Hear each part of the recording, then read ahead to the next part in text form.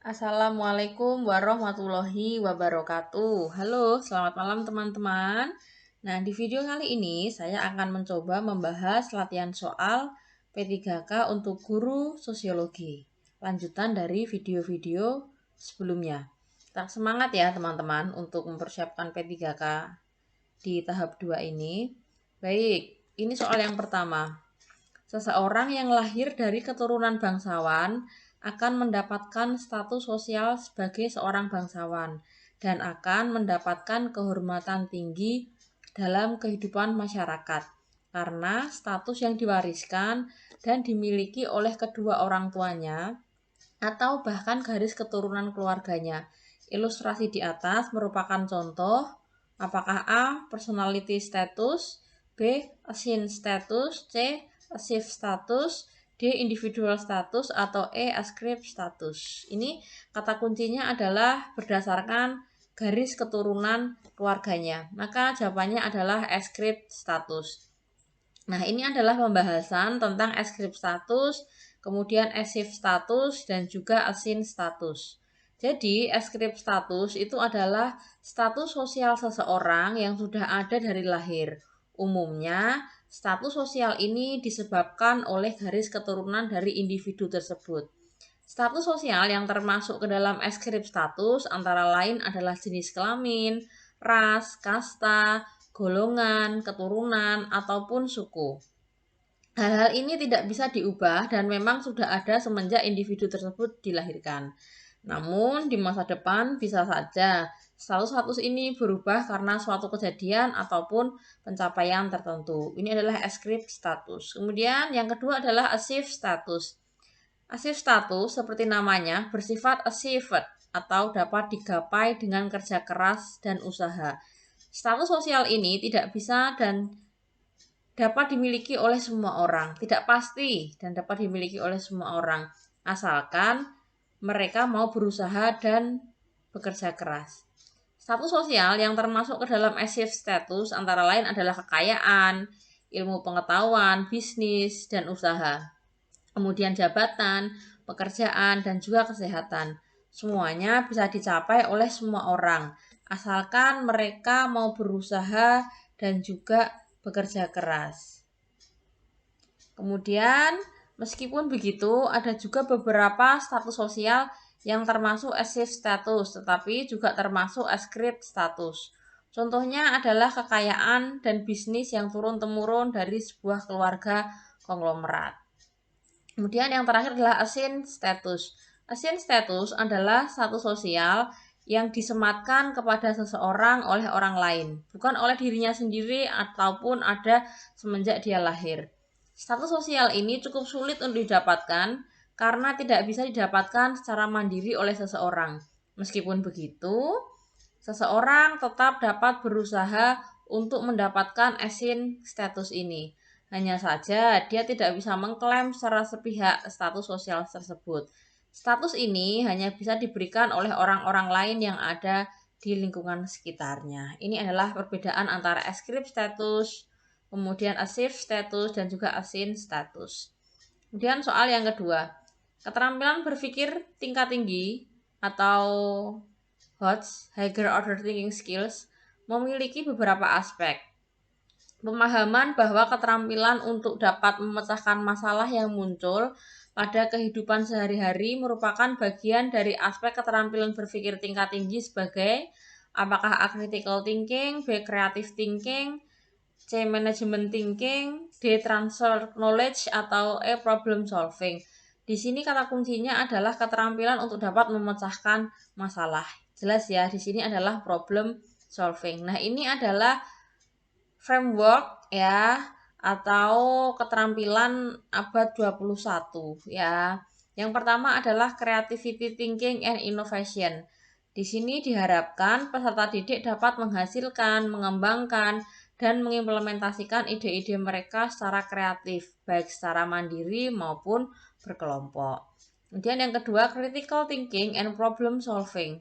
Di sini diharapkan peserta didik dapat mengidentifikasi, menganalisis, menginterpretasikan, dan mengevaluasi bukti-bukti, argumentasi, klaim, dan data-data yang tersaji secara luas melalui pengkajian secara mendalam, serta merefleksikannya dalam kehidupan sehari-hari. Kemudian yang ketiga, communication.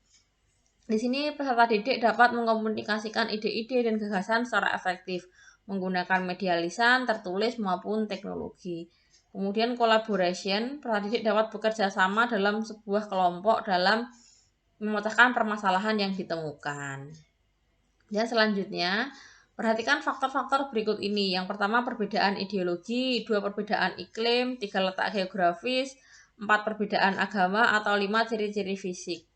Dalam diferensiasi sosial, perbedaan mengenai profesi disebabkan oleh beberapa faktor, yaitu ditunjukkan oleh nomor A 1, 2, dan 3, B 3, 4, dan 5, C 1, 3, dan 5, D 2, 4, dan 5, atau E 2, 3, dan 4. Yang jelas di sini diferensiasi profesi itu karena perbedaan iklim dan juga letak geografis, jadi tidak menyangkut pada perbedaan agama ataupun ciri-ciri fisik. Nanti di sini adalah 1, 2, dan 3. Jadi diferensiasi profesi itu merupakan penggolongan masyarakat berdasarkan profesinya. Dari penggolongan tersebut, maka kita dapat melihat kelompok masyarakat yang berprofesi sebagai guru, tentara, pegawai negeri, polisi, dan sebagainya. Perbedaan profesi ini akan membawa pengaruh tersendiri terhadap perilaku sosial seseorang di lingkungannya. Nah, kita pasti bisa membedakan perilaku seorang tukang becak dengan seorang dokter dalam melakukan pekerjaannya.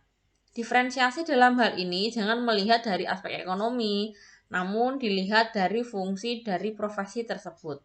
Jika diferensiasi profesi dilihat dari aspek ekonomi, maka dapat memungkinkan timbulnya masalah ketimpangan sosial. Seperti contohnya, seorang dokter pun dia akan membutuhkan petani karena petani menanam padi, menanam hasil bumi yang nanti digunakan dokter untuk memenuhi kebutuhan sehari-harinya, yaitu untuk makan.